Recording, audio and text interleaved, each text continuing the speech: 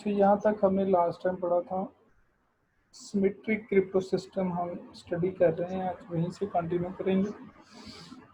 और इसमें हमने बात की थी कि जो सिमेट्रिक है इसमें हम एक की यूज़ करते हैं जिसके साथ हम डेटा अपना इनक्रिप्ट करते हैं, और वो की सेम होती है फॉर द सेंडर और रिसीवर दोनों के लिए, ठीक है। और उसको हम कहते हैं कि ये शेयर्ड की है, ठीक है। अच्छा, इसमें इसके साथ कम्युनिकेशन करने के लिए पहली बात तो ये है कि जो सेंडर है और रिसीवर है उन दोनों को पता होना चाहिए कि उनकी की कौन सी है। पहले वो एक की के ऊपर एग्री होंगे कि इस की के साथ हम इंक्रिप्शन डिक्रिप्शन करेंगे, फिर उनकी कम्युनिकेशन स्टार्ट होगी, ठीक है। ये इसका प्रिंसिपल है जो हमारे पास सिमेट्रिक की क्रिप्टो सिस्टम है। तो इसमें ये एक चार्ट है, इसमें आप देख सकते हैं कि प्लेन टेक्स्ट पी है, इसको की हमने की लगाई, ये वही सेम की है जो शेयर्ड है। और ये डिक्रिप्ट इनक्रिप्ट हमने इसको कर दिया सी में, फिर दोबारा इसको वही शेयर्ड की जो है वो यूज़ करते हुए हम वापस जो है इसको डिक्रिप्ट भी कर लेंगे, ठीक है। ये हर लेटर जो है उसके अकॉर्डिंगली इनक्रिप्ट और डिक्रिप्ट होता जाएगा। अच्छा, इसके साथ हमारे पास एक है वन टाइम पैड। इसको कंसिडर किया जाता है कि ये सिंपल जो की यूज़ करने से ज़्यादा सिक्योर है। कैसे? प्रिंसिपल इसका भी वही है, सिमेट्रिक क्रिप्टो सिस्टम है, लेकिन फ़र्क क्या है इसमें? यह है कि ये perfectly random list of letters use each letter exactly once to encrypt one letter of message and decrypt the one letter of message. यानी इसमें पर्पस ये है कि एक लेटर को एक ही दफ़ा यूज़ किया जाता है randomly from the list of alphabet, किसी एक लेटर को इनक्रिप्ट और डिक्रिप्ट करने के लिए, और उसके बाद उसको डिस्कार्ड कर दिया जाता है, ठीक है। अच्छा, अब इसका मतलब क्या है कि ये इतना ज़्यादा सिक्योर हो जाता है कि जो आपका एक्चुअल मैसेज है वो फाइंड इनको मिलता ही नहीं है, रिपीटेशन होती नहीं है। The message can never ever be found unless you have the pad. जो आपने रैंडम पैड जनरेट किया होगा है ना, वो पैड अगर होगा तो आपको मैसेज मिलेगा, अदरवाइज मैसेज नहीं मिलेगा। आपको पैड को अब इस तरह समझ लें कि एक हमारे पास चार्ट होता है और उसमें अल्फ़ाबेट्स होते हैं, ठीक है। ये अल्फ़ाबेट्स जो होते हैं ये रैंडमली उसमें लिखे होते हैं, उस पैड के अंदर ये रैंडमली होते हैं। तो हम क्या करते हैं, कोई एक मैसेज में से एक अल्फ़ाबेट लेते हैं, यहाँ पे एक अल्फ़ाबेट ले लिया, और इधर से ये जो पैड है इसमें से रैंडमली कोई भी जो लेटर है वो लिया जाता है और उसके साथ इसको इनक्रिप्ट और डिक्रिप्ट कर दिया जाता है। अब ये जिसके पास ये पैड होगा, जिसको इस पैड की स्कीम का पता होगा, तभी वो उसको डिक्रिप्ट कर सकेगा, अदरवाइज इसको डिक्रिप्ट करना जो है वो ऑलमोस्ट इम्पॉसिबल हो जाता है। तो ये ज़्यादा इस उससे सिक्योर हो जाता है जो हमारा सिंपल जो सिमेट्रिक इंक्रिप्शन है, ठीक है। अब इसमें ये अल्फ़ाबेट की बेस पे देख सकते हैं कि हर अल्फ़ाबेट को एक ही दफ़ा यूज़ किया जा रहा है एक मैसेज को डिक्रिप्ट करने के लिए। ए को यूज़ कर किया जा रहा है पी इसको डिक्रिप्ट करने के लिए, और फिर इसी के साथ इसको जो है सॉरी इनक्रिप्ट करने के लिए, फिर इसी के साथ इसको डिक्रिप्ट किया जाता है। दोबारा फिर उसको सेम लेटर को इनक्रिप्ट करने के लिए दोबारा वो यूज़ नहीं होता, किसी और को कर सकते हैं, लेकिन उसी लेटर को दोबारा उसके साथ फिर इनक्रिप्ट नहीं किया जाता। लेट्स सपोज कि हम हमारी जो प्रीवियस एग्जांपल थी कि जो एलिस है वो कुछ कॉन्फिडेंशियल फाइल सेंड करना चाह रहा है बॉब को, तो वो पहले क्या करेंगे, वो एक की जो है वो शेयर कर लेंगे जिसके ऊपर वो एग्री होंगे कि इस की के थ्रू हमने कम्युनिकेशन करनी है। सबसे पहले वो क्या करेंगे, ये की दोनों के पास अवेलेबल है। इसने कहा कि पासवर्ड इज ग्रीन, ये एक प्लेन टेक्स्ट है जो इसने इसको एज अ फाइल सेंड करना है। अब इसने इस की को यूज करते हुए इसको इनक्रिप्ट किया यूजिंग शेयर्ड की, और ये इस फॉर्मेट में आ गया। तो जब ये इस फॉर्मेट में आ गया है तो यहाँ से अब क्या होगा, तो जब ये इस फॉर्मेट में आ गया है तो फिर ये ईमेल फाइल की फॉर्म में ये सेंड हो जाएगा, और दूसरी साइड पे जाके ये इनक्रिप्टेड डेटा ही इसे मिलेगा जो कि इनक्रिप्शन फॉर्म में होगा। अब वो वही वाली की जिसको यूज करते हुए उसने इनक्रिप्ट किया था वो दोबारा अप्लाई करेगा तो जो उसका एक्चुअल मैसेज के कंटेंट्स हैं वो उसको विजिबल हो जाएंगे। ठीक है, ये कंसेप्ट है हमारा शेयर्ड सिमेट्री की का, जिसमें इंक्रिप्शन की और डिक्रिप्शन की दोनों हमारे पास सेम होती हैं। ठीक है, ये भी एक और एग्जांपल है कि Alice wants to send a confidential message, credit card code is 5206। ठीक है, एज लेट्स सपोज आप मेल के थ्रू ही अगर सेंड कर रहे हैं तो आप इसको प्लेन टेक्स्ट में तो सेंड नहीं करेंगे ना, आप इसको इनक्रिप्ट करके सेंड करेंगे।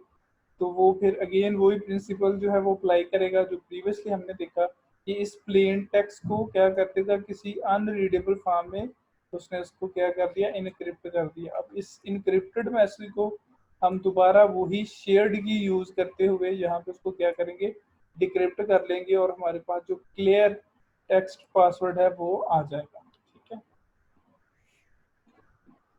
अच्छा जी, अब सिमेट्रिक क्रिप्टो सिस्टम की बात हो रही है। तो डेटा इंक्रिप्शन स्टैंडर्ड ये एक एल्गोरिदम था जो कि सिमेट्रिक क्रिप्टो सिस्टम को यूज करता था। डेस आपने भी सुना होगा, बहुत फेमस एल्गोरिदम है। बहुत सी जो सिक्योरिटी एजेंसीज हैं या दूसरी जो ऑर्गेनाइजेशंस हैं वो सिक्योरिटी पर्पस के लिए डेस को अभी तक यूज करती हैं और ये पहले भी होता रहा है। डेस क्या है, एक एल्गोरिदम का नाम है। DES is an algorithm called, short form इसकी डेस है, वैसे हुआ था डेटा इंक्रिप्शन स्टैंडर्ड। ये सिमेट्रिक की क्रिप्टो सिस्टम पे इसकी जो है वो ये वर्क करता है और ये डेवलप हुआ था 1970s में और इसको स्टैंडर्ड बनाया गया था बाय यूएस गवर्नमेंट की तरफ से। और इसको बहुत सी ऑर्गेनाइजेशंस और दूसरी जो और कंट्रीज हैं उन्होंने इसको यूज किया वर्ल्ड वाइड। 2004 तक यानी 2004 तक ये यूज हुआ टेस्ट। ठीक है, अच्छा इसमें होता क्या था कि block cipher with 64 bit block size, एक टेक्स्ट का ब्लॉक लिया जाता था जिसका साइज होता था 64 बिट, यानी 64 बिट का डेटा लिया जाता था। और इसमें ये मतलब एक ब्लॉक का इसको कहते हैं ये डेटा लिया जाता है और उसके बाद एक 64 बिट की यूज की जाती है। ठीक है, ये 56 बिट कीज होती हैं। आप देखें कि इसमें 56 बाइनरी नंबर्स होते हैं, बिट का मतलब है। तो वो क्या होता है, आप इमेजिन करें कि इसकी की कितनी स्ट्रांग होती है। आप अगर 3 बिट या 4 बिट का डेटा यूज करें ना तो उसके कितने कम्बिनेशन बनते हैं, कितनी उसकी कीज बनती हैं। अब ये 56 बिट कीज थी और ये इतना स्ट्रॉन्ग था, यानी ये इसकी जो की है इसके साथ इसको इनक्रिप्ट किया जाता था। और ये इतना स्ट्रॉन्ग था कि जो ये छोटे मोटे हैकर्स हैं या कोई इंडिविजुअल्स हैं वो तो इसको टच भी नहीं कर सकते थे ना। तो लेकिन अगर कोई स्पेशल हार्डवेयर डिजाइन कर लिया जाए, जैसे कि कोई हैवी प्रोसेसर हो या कोई अच्छा सिस्टम हो जिसकी जो साइकिल है वो बहुत स्पीडी हो, तो उस स्पेशल हार्डवेयर डिजाइन करके ही आप इसको जो है वो ब्रेक कर सकते हो। ठीक है, अब फिर सेकेंडली इसका एक वेरिएंट आया डैश का जिसको कहते हैं ट्रिपल डैश। अच्छा, ये करता क्या था, ये स्कीम तो यही यूज करता था जो डैश वाला एल्गोरिदम यूज करता है। ठीक है, लेकिन ये करता क्या था, ये एक मैसेज को 3 दफा इनक्रिप्ट करता था। पहले एक की से इनक्रिप्ट किया, फिर डिक्रिप्ट करके दूसरी की से इनक्रिप्ट किया, फिर तीसरी से, 3 दफा 3 डिफरेंट की के साथ डेटा को इनक्रिप्ट किया जाता। ठीक है, और बहुत से लोग जो है इसको ज्यादा ट्रिपल डैश को मच सेफर ज्यादा प्लेन डैश, ये इससे भी ज्यादा इसको इसको कंसिडर किया जाता था कि ये इससे भी ज्यादा स्ट्रॉन्ग है जो ट्रिपल डैश है। ठीक है, अगेन मैं रिवाइज कर रहा हूँ, यहाँ पे हम बात कर रहे हैं एल्गोरिदम्स की। ठीक है, और यहाँ पे फर्स्ट वाला जो मैंने डेस बताया ये वो वाला एल्गोरिदम है जो सिमेट्रिक क्रिप्टो सिस्टम के प्रिंसिपल पर वर्क करता है। ठीक है, ये 1970s में डेवलप हुआ और ये जो है फिर इसका वेरिएंट आया जो कि ट्रिपल डैश था। उसका क्या काम था कि 3 दफा डेटा को इनक्रिप्ट किया जाता था। पहले एक की लगा के इनक्रिप्ट किया, फिर उस इनक्रिप्टेड को दोबारा की लगाई और उसको इनक्रिप्ट किया। इसी तरह करके इसको सीक्वेंस में मल्टीपल टाइम्स जो है वो किया जाता था इसको, जो हमारा ट्रिपल डैश है। अच्छा, अब यहाँ पे आता है हमारा एईएस। जो कि करंट स्टैंडर्ड चल रहे हैं अभी, जो इसके जो हैं वो आप कह रहे हैं सिक्योरिटी के करंट स्टैंडर्ड्स को एडवांस इंक्रिप्शन स्टैंडर्ड कहा जाता है। जो एईएस है, जो डेस था, DES was perceived as a breakable in mid 2000। सन 2000 में जो डेस है, इसको ये परसीव कर लिया गया कि ये ब्रेकेबल है, इसको ब्रेक करना पॉसिबल है। टफ है लेकिन पॉसिबल है, ठीक है। और उसके बाद फिर जो एईएस है, एडवांस इंक्रिप्शन स्टैंडर्ड जो है, वो इसकी जगह आया, जो कि स्ट्रॉन्गर रिप्लेसमेंट थी डेस की। ठीक हो गया, ठीक है। लिमिटेशंस जो है ये मैं आपको एक दफ़ा बता देता हूँ कि लिमिटेशंस क्या है। सबसे पहले जो हमारे पास ये लिमिटेशन है सिमेट्रिक क्रिप्टो सिस्टम की। Parties that have not previously met can not communicate securely. ये सबसे बड़ी इसकी लिमिटेशन है कि क्योंकि इसमें इनक्रिप्शन की और डिक्रिप्शन की सेम है, तो आप की शेयर करने के लिए कोई फिजिकल मेथड यूज करना पड़ेगा, क्योंकि अगर आपने की भी पब्लिक लाइंस के थ्रू सेंड कर दी तो फिर तो आपकी वो जो सिक्योरिटी है वो तो रिस्क में आ गई ना। तो इसमें क्या है, जो पार्टीज पहले आपस में जिन्होंने मिली नहीं होती फिजिकली, वो कम्युनिकेट नहीं कर सकती, ठीक है। दूसरा ये इसमें many peoples need to communicate with the server, many to one communication, यानी कि सर्वर के साथ अगर कम्युनिकेशन चल रही है तो जो सर्वर है वो ज़्यादा देर तक की को सीक्रेट नहीं रख सकता, वो भी कंप्रोमाइज हो सकती है। और इसमें सबसे बड़ा इशू ये है कि एक दफ़ा जो की है वो कंप्रोमाइज हो गई, फिर आप सबकी जितनी भी आपकी कम्युनिकेशन है वो क्या होती हैं, वो आपकी कंप्रोमाइज हो जाती हैं, ठीक है।